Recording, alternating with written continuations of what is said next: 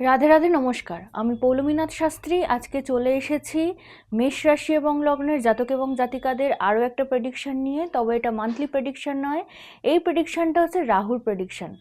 রাহু মেষ রাশি 11th হাউসে অবস্থান এবং এই 11th হাউসে অবস্থান করে কি ফল দিতে চলেছে মেষ রাশির জাতক এবং জাতিকাদের জন্য 2026-এ, তার উপরেই আজকে রাহু শতভিষা নক্ষত্রে রয়েছেন এবং এই শতভিষা নক্ষত্র রাহুর নিজের নক্ষত্র। এই নক্ষত্রে থাকাকালীন রাহু কি ফল দেবে মেষ রাশি লগ্নের জাতক এবং জাতিকাকে, তার উপরেই আজকের আলোচনা। এটা একটা সিরিজ হতে চলেছে, এরকম করে 12টা রাশি আসবে। তাই যারা মেষ রাশি লগ্নের জাতক এবং জাতিকা আছেন, যারা এই ভিডিওটি নতুন দেখছেন, তারা অবশ্যই চ্যানেলটিকে সাবস্ক্রাইব করবেন আগামী দিনে আরও ভালো প্রেডিকশন পাওয়ার জন্য, মান্থ ওয়াইজ প্রেডিকশন পাওয়ার জন্য, ইয়ারলি প্রেডিকশন পাওয়ার জন্য এবং সাড়ে সাতির প্রেডিকশন পাওয়ার জন্য। এবং যারা মেষ রাশি লগ্নের জাতক এবং জাতিকা নন, তারাও এই ভিডিওটি দেখছেন, তারাও এই চ্যানেলটিকে সাবস্ক্রাইব করে রাখবেন, তার কারণ 12টা রাশির ওপরেই রাহুর প্রেডিকশন আসতে চলেছে। মেষ রাশির বর্তমানে শনি সাড়ে সাতি চলছে, কিন্তু এই সাড়ে সাতিটাকে আমরা আজকে একটু অ্যাপার্ট রাখবো, এই সাড়ে সাতিটাকে একটু দূরে রাখবো। দূরে রেখে সাড়ে সাতির ওপর আমি প্রেডিকশন নিয়ে আসবো, কারণ 2026-এ মেষ রাশি লগ্নের জাতক এবং জাতিকার সাড়ে সাতির জন্য কী ধরনের এফেক্ট হতে চলেছে সেটাও আমি প্রেডিকশন করব অবশ্যই। কিন্তু আজকের আমাদের আলোচনা রাহুর ওপর। রাহু 11th মার্চ 2026-এ শতভিষা নক্ষত্রে প্রবেশ করবে। এই শতভিষা নক্ষত্রে যখন রাহু প্রবেশ করবে, রাহু কিন্তু রয়েছে 11th হাউসে, অর্থাৎ কুম্ভ রাশির ঘরে বর্তমানে রাহুর অবস্থান রয়েছে। এই কুম্ভ রাশির ঘরেই রাহুর অবস্থান থাকবে, কিন্তু নক্ষত্রটা পরিবর্তন হবে। রাহুর শতভিষা নক্ষত্রে প্রত্যাবর্তন বিশাল লাভজনক হতে চলেছে মেষ রাশি এবং লগ্নের জাতক এবং জাতিকার জন্য। 11th হাউস কিসের ভাব সেটা আগে আমাদের বুঝতে হবে। 11th হাউস লাভ স্থান, 11th হাউস আমাদের ডিজায়ারের স্থান, 11th হাউস আমাদের ইচ্ছা পূর্তির স্থান, আমাদের ইচ্ছার স্থান। 11th হাউস বড় ভাই বোনেরও স্থান বলে মনে করা হয়ে থাকে জ্যোতিষশাস্ত্রে।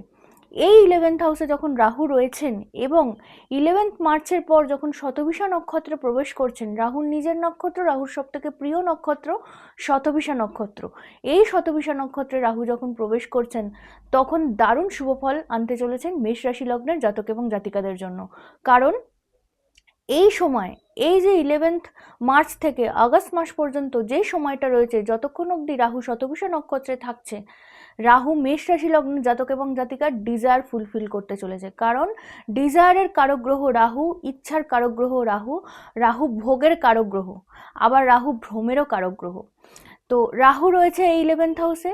যে ডিজায়ার এতদিন ধরে আপনারা মনের মধ্যে প্রতিপালিত করেছেন কিন্তু সেই ডিজায়ারটা ফুলফিল হয়নি, সেই ডিজায়ারটা এবার ফুলফিল হতে চলেছে।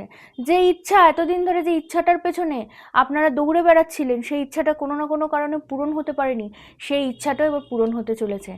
এইটা লাভ স্থান, 11th হাউস লাভ স্থান, অর্থাৎ এই সময় রাহু মাধ্যমে আপনারা ইনভেস্টমেন্ট যদি করেন, অর্থাৎ আপনারা কোনো মিউচুয়াল ফান্ডে ইনভেস্ট করতে পারেন, কোনো শেয়ারে ইনভেস্ট করতে পারেন। এই সময় যদি মিউচুয়াল ফান্ড বা শেয়ারে ইনভেস্ট করেন, এই সময় আপনারা সুফল পাবেন, কারণ রাহু ইনভেস্টমেন্ট দেয়, রাহু শেয়ার ট্রেডিং দেয়, এগুলো কিন্তু রাহু দিয়ে থাকে। এবং রাহু যখন লাভ স্থানে রয়েছে, এই ক্ষেত্রে কিন্তু আপনাদের লাভ অবশ্যই হবে।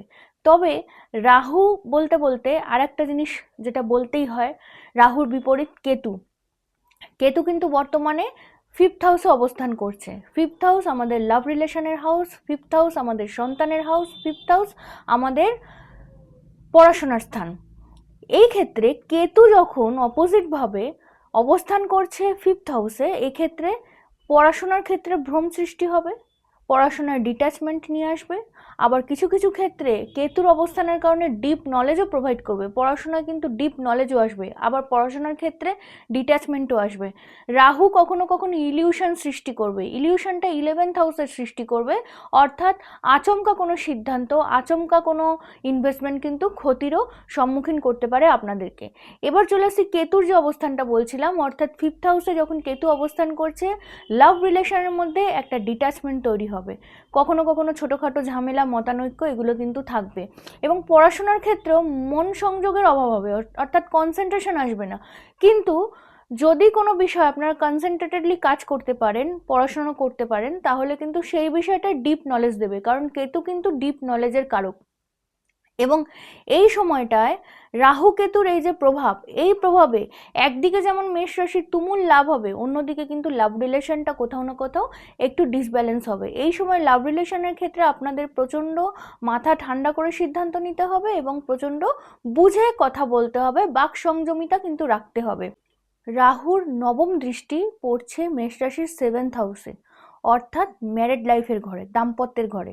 এইখানে যখন রাহুর নবম দৃষ্টি পড়ছে তখন কিন্তু দাম্পত্যের জায়গাতেও ইলিউশন রাহু সৃষ্টি করবে। একদিকে যেমন রাহু প্রচুর ভোগবিলাস দেবে, অন্যদিকে দাম্পত্য কলহ কিন্তু রাহু সৃষ্টি করবে।